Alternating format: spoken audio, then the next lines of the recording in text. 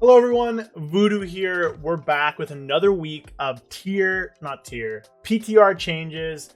And honestly, a little upset about this one. We'll get into it. Of course, before we do, if you enjoy the content, hit a like, comment down below, hit the sub button as well. If you're not subbed yet, it would really help me out. If you really enjoy it, scroll down, become a channel member. Ton of cool perks, help support me. Anyways, so a few things. One, we're actually gonna back out of here and I will show you guys this. This is bad. So the new build we just got today, I'll go over in a second, is now a release candidate build. And what that means is we are essentially done with change. We're done with any big things that aren't just slight tuning here and there, which is very bad because that means that Havoc is going to go live in the current state it's in with a weak tier set and very, very poor single target, which means that in raid, we're not looking great. I'm going to do a raid video probably next week, maybe Friday. We'll see. But me going over how we look in the next raid. Don't have high hopes. It's all single target. We're very bad at single target. We haven't received a single touch in that area.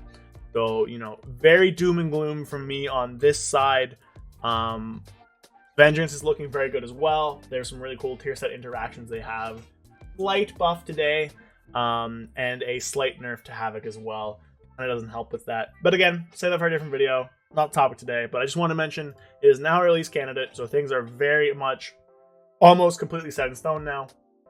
Not good, but it is what it is. So we go back here. So the biggest thing coming out of this, and kind of the reason for, there's a ton of changes, and this is the reason why.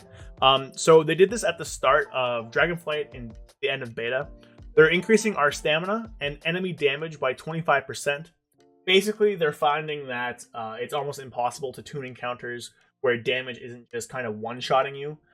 Because if they're tuning encounters right now, the way damage is that, like, damage is in such a way where if it's not one-shotting you, healers can basically just top you to full immediately. So you have to have big spikes of damage that are almost entirely one-shotting you. By increasing the health and damage, they're hoping to kind of smooth it out and have some dangerous damage that isn't just, one-shot or not. So it's a little bit adding more of a gray area into your survivability or your healing rotations and stuff like that, where it's not just pass-fail, raid dies or not. That's a thing where they can kind of have more time. So to quote them, if healers can very quickly top off teammates and mana isn't a limiting factor, enemies have to be tuned to have the capacity to do burst damage that kills players before healers can react. That's just not good. So by increasing health, it gives them more time to react to incoming damage. So it makes mana and cooldowns more meaningful. So that's pretty good. Now to basically account for that, they're changing a ton of abilities here. So I'm just going to quickly scroll down. So they're changing a ton of healing abilities by roughly 25% for lots of them, increasing leech, stuff like that. Now, I'm not going to cover all the Death Knight stuff, other content creators and everything. Cover all the changes for everybody. I want to talk about these things.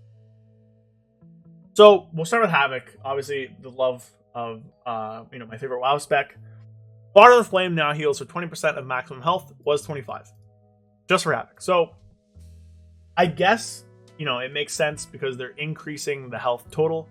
So they're nerfing how good Fodder of the Flame is, because it would get better because we get more health. But there's a lot of things where that's not necessarily happening. So this is overall a nerf to Havoc. On top of that, they're increasing health by 25%, which is good. But lots of Havoc's survivability and sustain comes from their leech, which, by the way, has been nerfed in beta and stuff, so it's not as good as it used to be. Not how a lot of people remember. So Havoc's HP is going up by 25%.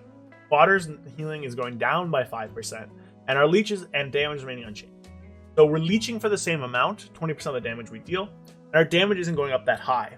So while we can potentially leech to full now, we're going to have 25% more health while not doing that much more damage.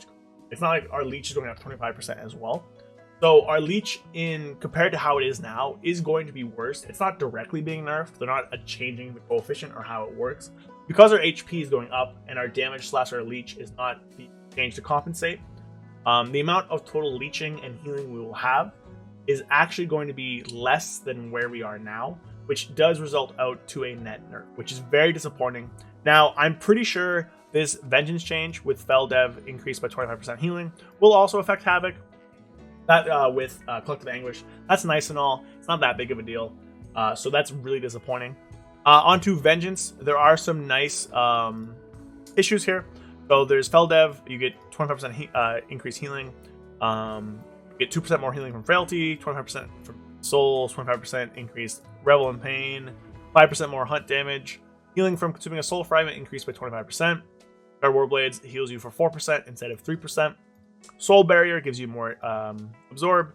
The bonus absorb from consuming soul fragments is also increased. So a lot of these, basically, these ones and these ones are just kind of net neutral. It works out to kind of balance out the fact that we had 25% increased stamina. But this one, healing from a soul fragment increased by 25%, is actually really big. So according to Topple from the Vengeance Discord, yes, it works out to be roughly net neutral due to content scaling, but the change to soul fragment healing, they buff, and it brings Vengeance back to pre-Shadowlands healing from soul fragments back to like BFA era. Now, Vengeance back in BFA wasn't that great. Also, it was pretty casual then, so I don't have a lot of memories of Vengeance and stuff like that. But bringing it back up to pre-Shadowlands does mean it's a buff, so you should see Vengeance healing a little bit more. Now, I'm going to swap back to kind of the Havoc side of things here. I am disappointed that this is all we have, although yay, we have officially gotten a Havoc change on the blue post. So this is our very first Havoc change from a blue post. We've seen nothing else besides a 5% healing nerf to Fodder the Flame. So keep that in mind. You know, that's all we've gotten. Same with Rogues, to my knowledge. All they've gotten... Where's Rogue? All they've gotten is this. So that's fun. And with the kind of apparent strength of Vengeance, I do think Vengeance will be one of the top 3 tanks in Raid next tier, between Blood DK and Paladin. So if Vengeance is very strong, then Havoc will honestly probably head back towards a Castle Nathria-like state. Now, we're going to be good in AoE, or at least, you know, decent and viable.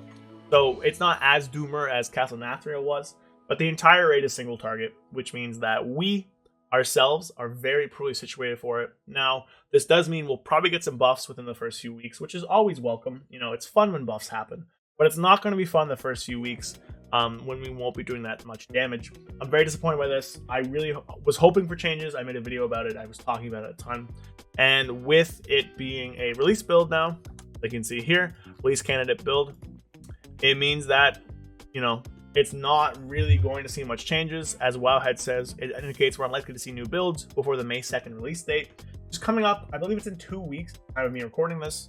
I'm recording this on April the 18th, which means that we are out of time for Havoc changes besides like a hot fix buff to some abilities.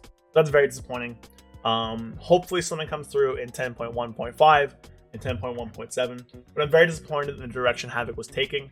It's really not good. I've gotten a ton of comments on all my videos of people just leaving Havoc. It's very disappointing. I definitely noticed my growth slow down as well as the class. So I'm sad. I'm disappointed. I do think that the stamina change is good. I don't think the Havoc nerfs are good, and the relative kind of neglect towards Havoc. So the Vengeance healing increase is Pog.